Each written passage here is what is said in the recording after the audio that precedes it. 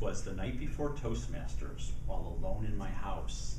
I sat at my computer and stared at my mouse.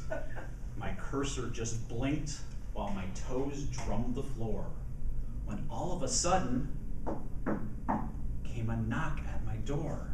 I opened the door and I threw on the light, and there stood a man dressed in red and some white. He started to speak as he moved to come in, saying, "I know where you're going, because that's where I've been." As I stepped aside to get out of his way, I spied some deer in my yard by a sleigh. He walked down the hall and he sat at my table, fingers typing quite quickly. Now remember, this is no fable. After a minute, he laughed, kind of hearty. He said the theme of tomorrow's meeting is Boston Tea Party, and that the meeting is broken into 3 pieces. The first part comprised of 2 engaging speeches.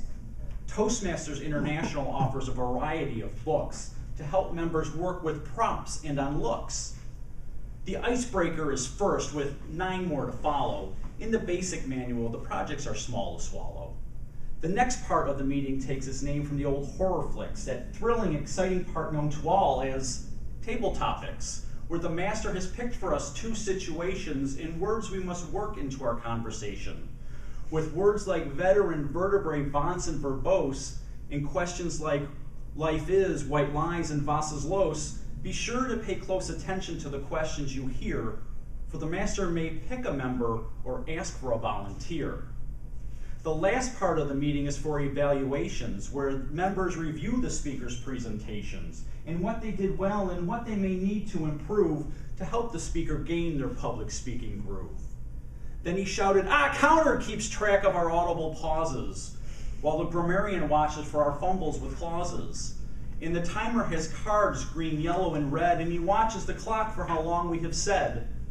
And after an hour, we hope to conclude that this was a good use of our brief interlude, and that in our deepest, most confessions, we are glad to be part of Blue's expression." Then he got up from his chair and he bid me good night, climbed into a sleigh and he quickly took flight, and I heard him exclaim as he passed to the west, "Greetings, fellow Toastmasters, and welcome guest."